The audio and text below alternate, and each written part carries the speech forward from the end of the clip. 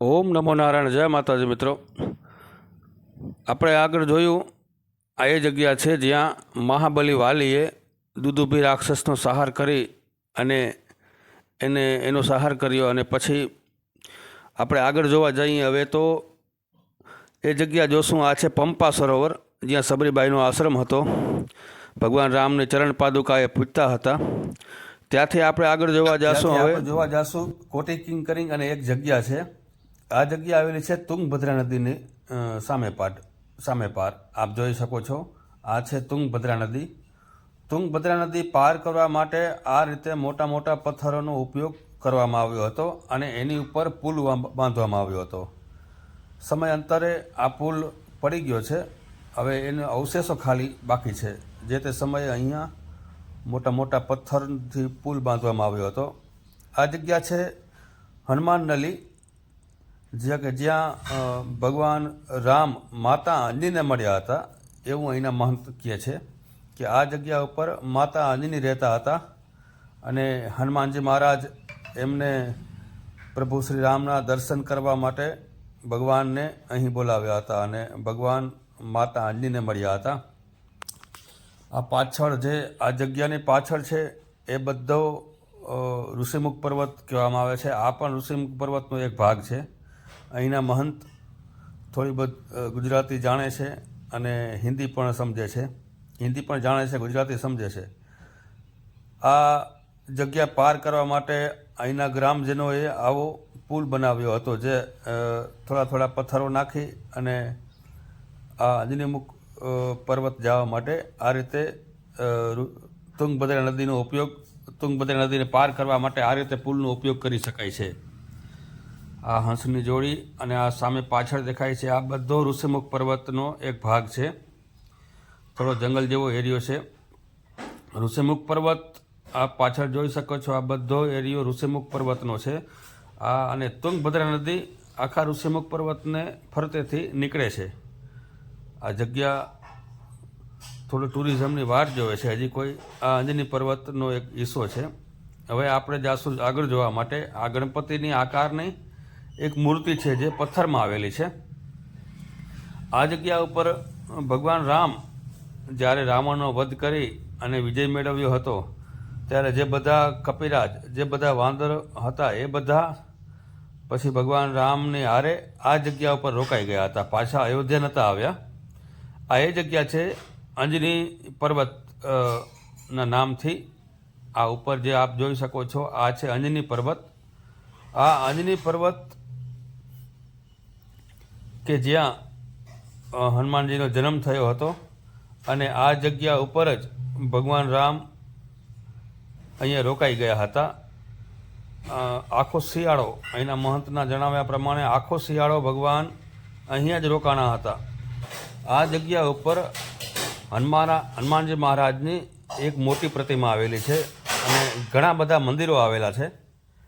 આ જગ્યા હનુમાનજી મહારાજ અને બધા વાનરોએ ભગવાન રામની સાથે અહીંયા કમસે કમ 3 મહિનાથી વધારે અહીંયા રોકાણા હતા અને જ્યાં સુધી રોકાણા ત્યાં સુધી ભગવાન અને વાનરો સાથે કાયમ ઉત્સવ ઉજવતા હતા, એમ અહીંના મહંતનું જણાવ્યા પ્રમાણે.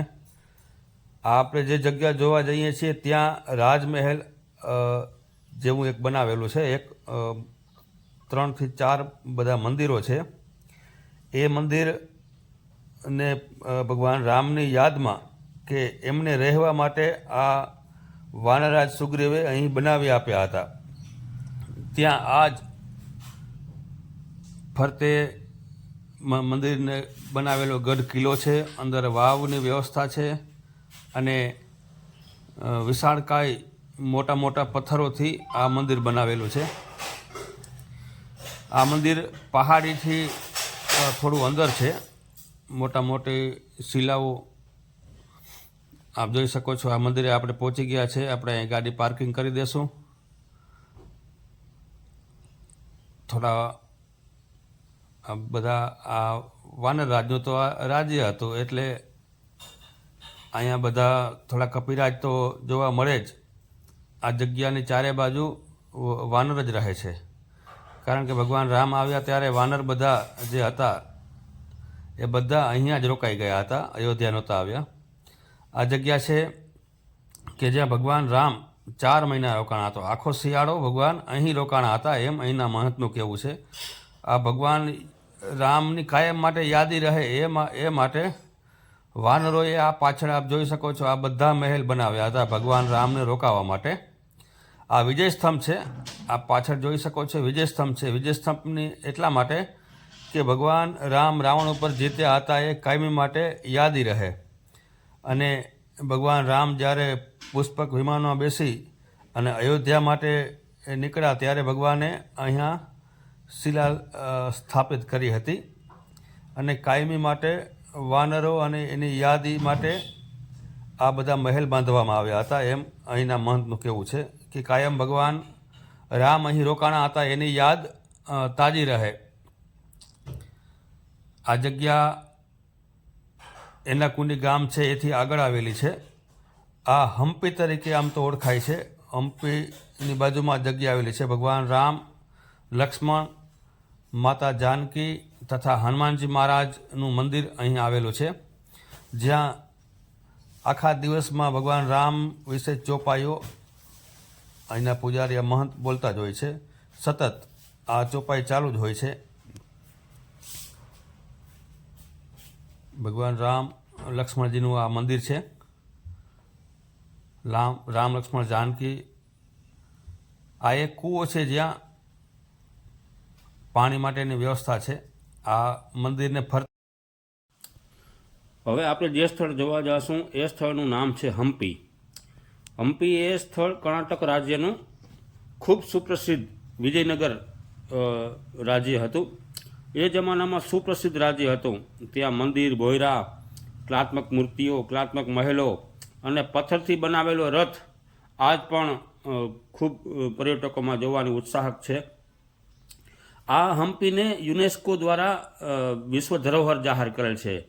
દરરોજ અહીંયા હજારો વિદેશી પર્યટકો આ સ્થળ જોવા આવે છે અને મંત્રમુગ્ધ બની જાય છે. આ સ્થળ જોવા માટે આપ વિજયનગરની બાજુમાં જ આ હમ્પી આવેલું છે અને હમ્પી એક ઐતિહાસિક ધરોહર છે. આ રથ જોતા એ સમયની કેટલી ભવ્ય શૈલી હશે એ આપ જોઈ શકો છો.